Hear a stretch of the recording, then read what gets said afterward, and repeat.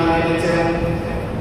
হযরত খাব্বাব রাদিয়াল্লাহু তাআলা বলেন, হযরত ওমর ফারুক রাদিয়াল্লাহু তাআলার কাছে এসে হযরত ওমর ফারুক রাদিয়াল্লাহু তাআলা আঙ্গুর সামনে এসে কিছু বলবেন, বলার জন্য চেষ্টা করতেছে কিন্তু বলার সুযোগ হচ্ছে না।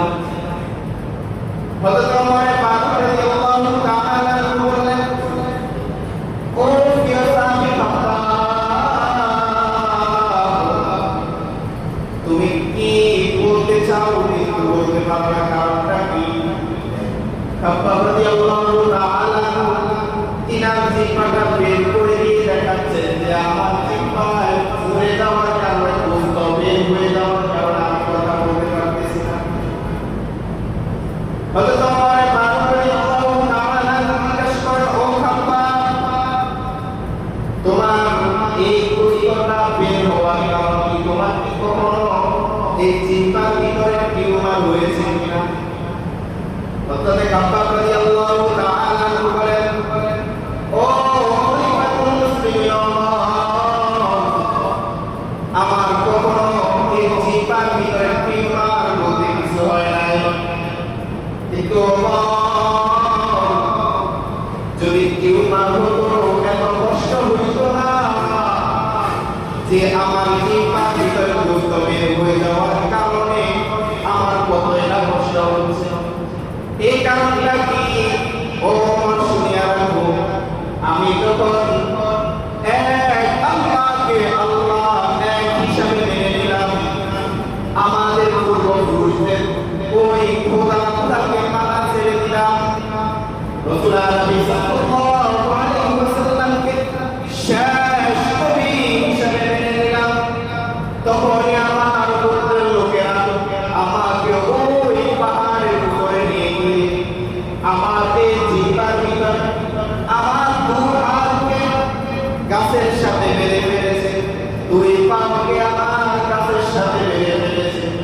আর বেঁধে ফেলার পরে ওই পাহাড়ের উপরে বড় বড় কাঁটাওয়ালা গাছ থেকে কাঁটা নিয়ে আমাকে জিহ্বার ভিতরে কাঁটাগুলা ঢুকাইয়া ঢুকাইয়া একদিক দিয়া ঢুকাইয়া অন্য দিক দিয়া বের করতো। এমন ভাবে আমার জিহ্বার ভিতরে কাঁটা ঢুকাইতো যেন এমন ভাবে একজন মানুষ তার টিন লাগানোর জন্য, তার কাঠের ভিতরে ছিদ্র করার জন্য যেভাবে প্যারাক মারে, লোহা মারে, তেমনিভাবে আমার এই জিহ্বার ভিতরে কাঁটা দিয়ে এরকম ভাবে আঘাত করতো। ও একবারের জন্য বলে দাও না, তুমি তোমার এক আল্লাহকে আর মানবে না। একবারের জন্য বলে দাও না, মুহাম্মদ সাল্লাল্লাহু আলাইহি ওয়াসাল্লামকে আজকে থেকে মানবে না। ও খাব্বাব, শুনিয়া রাখো, তোমাকে তো আমরা গোলাম হিসেবে রেখেছিলাম, আর যদি তুমি একবারের জন্য বলে দাও ওই আল্লাহকে মানবে না, ওই কিয়ামতকে আজকে থেকে মানবে না, তোমার জন্য আমি কি করব? আমরা তোমাকে আর গোলাম হিসেবে রাখবো না, আজাদ করে দিয়ে তোমাকে এরকম গোনা অপরাধ তোমার জন্য বেড়ার পাল দিয়ে দিব, যে বেড়ার পালের মাধ্যমে তুমি তোমার পুরা পরিবারকে ছাড়িয়ে নিতে পারো, এমন ব্যবস্থা করে দিব। শুধু একবারের জন্য বলে দাও আল্লাহ তাআলাকে মানো না। খাব্বাব রাদিয়াল্লাহু তাআলা বলেন, ওমর রাদিয়াল্লাহু তাআলা জিজ্ঞাসা করলেন, যখন তোমাকে এমন ভাবে বলা হতো তুমি কি বলতা?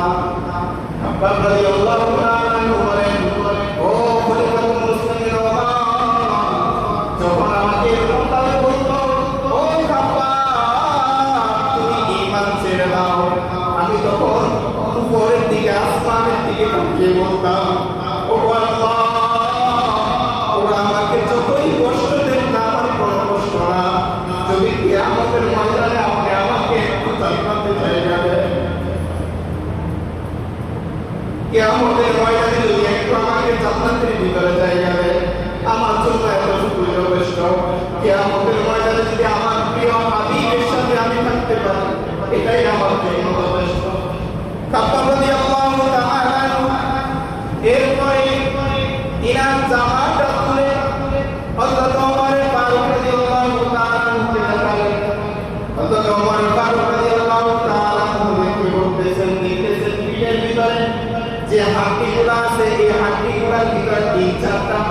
ভিতরের দিকে চলেছে, বন্ধ হয়ে গেছে বন্ধ। খাব্বাব রাদিয়াল্লাহু তাআলা আমাকে জিজ্ঞাসা করলেন, ও খাব্বাব, তোমার এই পরিস্থিতি কেন? তোমার পিঠের হাড্ডিগুলো কোথায় চলে গেছে? হযরত খাব্বাব রাদিয়াল্লাহু তাআলা ওমরের পাশে রাদিয়াল্লাহু তাআলা বলতে লাগলেন, এই পিঠের হাড্ডিগুলো কোথাও যায় নাই। আমি যখন ইসলাম ধর্ম গ্রহণ করলাম, আমি যখন ঈমান নিয়ে আসলাম, আমার গোত্রের লোকেরা আমাকে এই রোদের ভিতরে, মরুভূমির ভিতরে, জ্বলন্ত কয়লাকে মরুভূমির ভিতরে রেখে আমাকে এই কয়লার উপরে টানার চেষ্টা করত। এমন হইল আমি আওয়াজ শুনতে পাইতাম, আমার পিঠের বস্তুগুলা, আমার পিঠের বস্তু এবং চর্বিগুলা এই কয়লার আগুনের তাপে টকবক টকবক করে মরুভূমির পানির ভিতরে। হযরত খাব্বাব রাদিয়াল্লাহু তাআলা ওই কথাগুলো বলে, হযরত ওমর ফারুক রাদিয়াল্লাহু তাআলা বলতেছে, ও খাব্বাব, ওমর ফারুক রাদিয়াল্লাহু তাআলা বলতেছে, ও খাব্বাব, তুমি তো চাইলে তখন বলতে পারবে।